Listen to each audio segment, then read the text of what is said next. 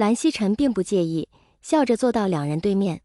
魏无羡不动声色，将手伸到身后一摸，可怕，裤子已经湿透了，估计沙发上也会有水渍吧。蓝湛的存货居然那么多，怎么办？现在离开还来得及吗？魏无羡看了看蓝忘机，又看了看蓝曦臣。大哥在场，找不到合适的借口离开不说，站起身也会被对方察觉到的。正在纠结时，蓝启仁进来了。蓝曦臣和蓝忘机起身，魏无羡则坐在沙发纹丝不动。跟在蓝启仁身后的秘书都惊呆了，这魏无羡胆子也太大了，居然见到蓝董都不起身。魏婴，不舒服吗？蓝启仁看到魏无羡面色古怪，问道。没有，舒服。魏无羡不自然地说。无羡，不舒服可以先回去休息。蓝曦臣贴心地说。不用。魏无羡苦笑着看着蓝忘机，心想，都怪你。这种情况只能厚着脸皮等到最后一个出去。那先说事情吧。蓝启仁坐在蓝曦臣旁边，忘机，合同呢？蓝忘机面不改色把合同递出去，蓝启仁伸出的手有些迟疑，但最终还是接过去了。魏无羡如坐针毡，硬着头皮听三位大佬商议云深制药的事情，还不能分心，因为蓝启仁时不时会 Q 到他，让他解释一下情况。好了，那就这样吧。忘机那边回去再和云深制药修改一下。蓝启仁说道，将合同还给蓝忘机，你们可以回去了。好的。蓝忘机答道。三人默契起身，但魏无羡依旧稳如泰山。魏无羡脑子停转了一样，张开嘴却不知该怎么说。这又不是蓝副总的会议室，他似乎没什么可以留到最后的理由。我和魏婴还有事情要说。蓝忘机淡淡的说。蓝启仁和蓝曦臣对望一眼，点点头，没说什么便先行离开了。魏无羡松了一口气，抬头看着蓝忘机，满脸都是委屈。都怪你。魏无羡红着脸站起身给蓝忘机看，深色的西装裤打湿了并不太显眼，但沙发上的水渍却一眼就看得出来。蓝忘机饶有兴致地看着水渍，缓缓道，魏秘书，这可不止我的东西。胡说，别看了。魏无羡涨红着脸，慌张的要命，生怕下一秒就有其他人进来了。蓝忘机不再逗魏无羡，拿起桌上的纸巾，先帮魏无羡擦了裤子，才去把沙发擦干净。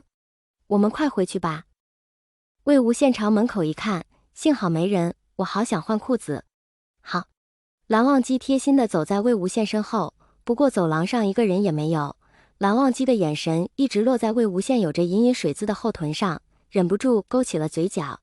周三午后，蓝副总不用出差，也不用开会，也没有需要立刻处理的文件，似乎是一个无所事事的下午。聂怀桑躲在一堆文件后面刷手机玩游戏，罗清扬也难得拖着脸看着电脑屏幕偷偷往嘴里塞零食。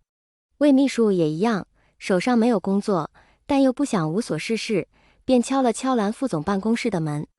魏婴。蓝忘机也没在工作，手里正拿着一本书。蓝副总，下午还有别的工作安排吗？魏无羡问。没有。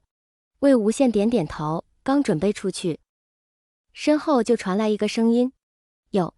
魏无羡有些诧异，但还是乖乖翻开笔记本，来到蓝忘机办公桌前。不用记。蓝忘机放下书，办公室有点乱，你整理一下。魏无羡环视四周，看不出蓝副总办公室哪里乱了。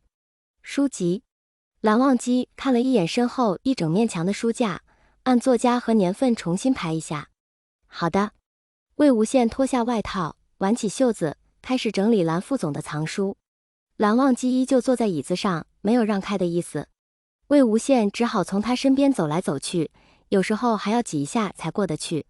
蓝忘机手里重新拿起书，但眼神一直落在忙忙碌碌的魏无羡身上。踮起脚拿书时，塞进裤子里的衬衫被拉直，勾勒出紧致的腰线。蹲下分书时，腿部的线条匀称笔直，让屁股显得更翘。低头仔细查看书籍时，完美的侧脸加上专注的模样，让人更加挪不开眼睛。整理了一会，可能是有些热，魏无羡松开领带，解开前2颗扣子，隐隐能看到白皙精致的锁骨。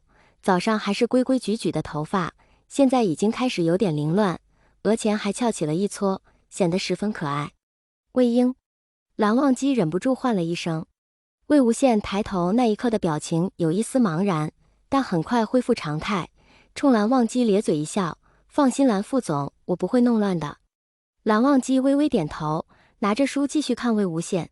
魏无羡工作起来十分投入，待整理到蓝忘机身旁书架上的藏书时，即使蓝忘机没有让他也没说什么，继续伸手去拿高处的书。魏无羡拿着书准备往后退一步，却忘了蓝忘机就坐在旁边，脚下不知为何忽然一绊，失去平衡跌坐在蓝忘机的腿上。魏无羡怀里的书散落一地，魏无羡连忙起身去捡，没想到身体却被一双手臂圈了起来。魏婴，蓝忘机的声音就在耳畔：“没事吧？”没事。魏无羡僵着身子，只好任蓝忘机抱着他大致检查了一下，才起身去捡书。